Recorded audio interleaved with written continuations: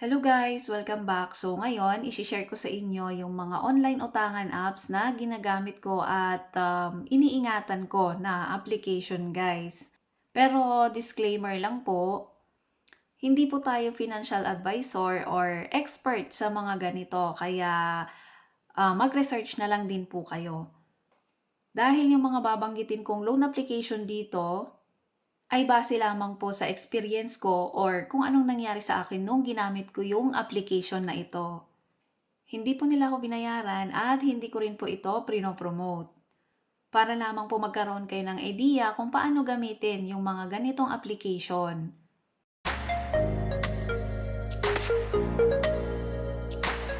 Ang una ko nga guys ay si Tala. Ang maganda dito kay Tala ay hindi niya ako ni-reject. Every after ako magbayad ay lagi niya akong pinapa-reloan. Napakabilis lang din ng disbursal nila kapag GCash yung gagamitin nyo. Yung itra-transfer nyo muna sa app nila and then ilalagay nyo sa GCash nyo or sa e-wallet nyo. At isa pa, kapag nakapagbayad ka ng mas maaga or in advance ka nagbayad kay Tala, ay mababawasan yung interest ng loan mo.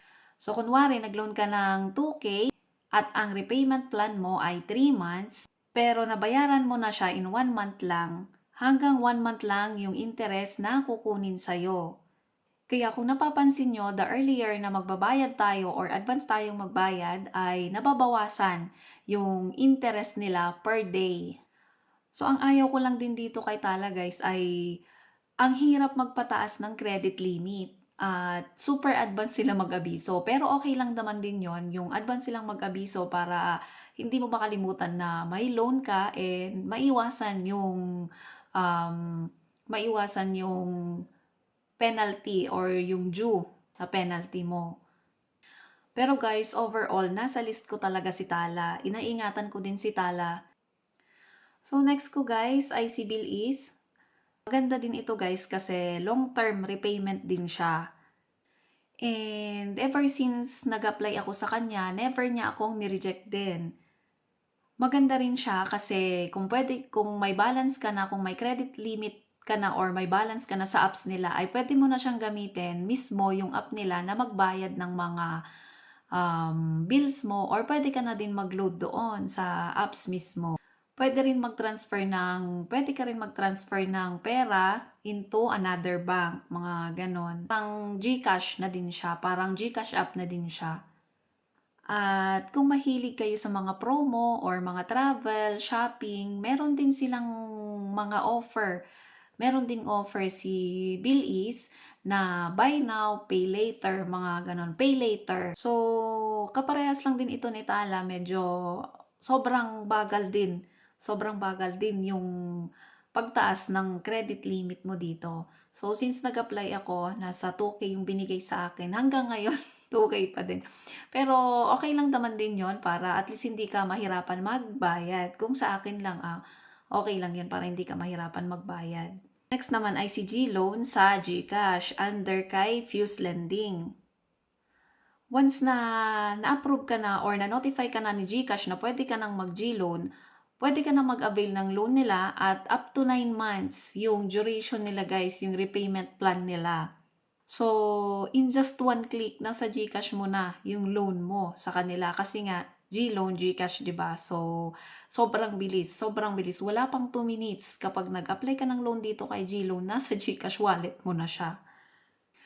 Ang maganda rin dito kasi kung hindi mo tinapos yung 9 months na duration ng loan mo ay ire-refund nila yung computed na interest ng 5 months pa na natitira doon sa 9 months na loan mo. So, ang maganda dito kay G-Loan din ay cash niyang ibabalik yung interest ng hindi mo natapos na repayment plan mo. 'Di ba? Kunwari nag-loan ka and 4 months mo lang siya nabayaran, yung 5 months na yun, yung interest na kinompute nila doon, ibabalik nila sa iyo in cash. So, kung si G-Loan ay cash, si Tala naman ay binabawas na lang doon sa loan natin, yung sa babayaran natin. Yun nga lang, yung na-experience ko kay G-Loan, sobrang aga ko nagbayad kasi nga maliit lang yung niloan ko sa kanya. Binayaran ko na siya agad and hindi na niya ako pinare-loan. Hindi na niya ako pinare-loan. Notify na lang din ulit ako kung pwede na ako mag-loan ulit sa kanya.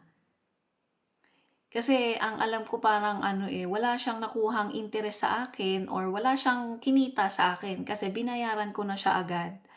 So, gano'n. Mahihirapan ka nila i-grant ng loan kapag nagbayad ka in advance or kapag nabayaran mo na siya ng saglit lang. So, dito guys ay mahirap din magpataas ng credit limit. Parang kapag malaki siguro yung ni-loan mo, doon din tataas yung credit limit mo. Pero kung maliit lang yung mga nilo-loan mo, parang maliit din yung itataas ng credit limit mo.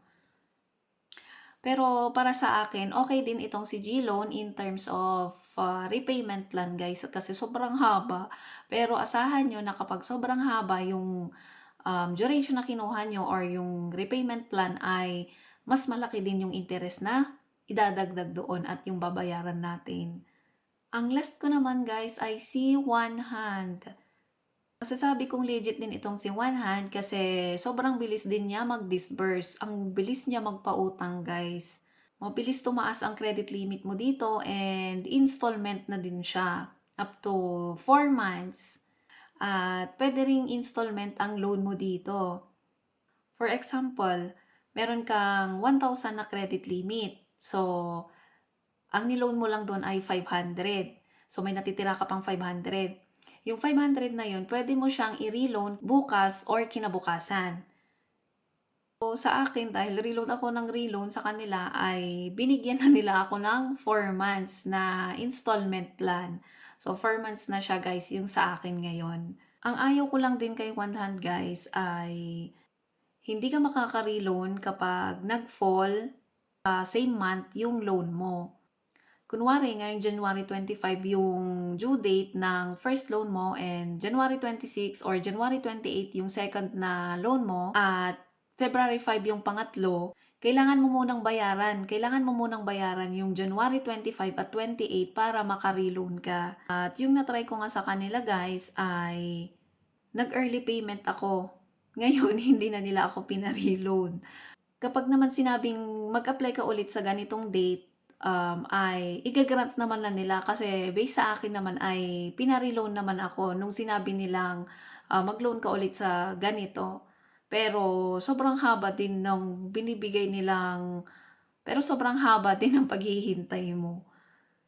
Po yung mga ginagamit kong mga application guys, yung mga utangan online. Paalala lang din po na kapag gagamitin nyo yung mga application na yan, ay magiging responsable lang po tayo sa mga obligations natin para maiwasan yung stress guys kasi sobrang hirap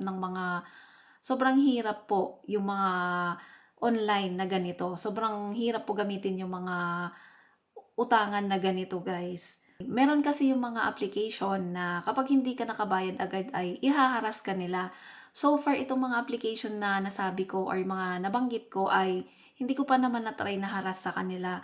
So yun lang yung super advanced sila mag-abiso na ganito na yung loan mo is due on this date or 2 days na lang ay magju ka na ganon. Pero okay lang naman din yun.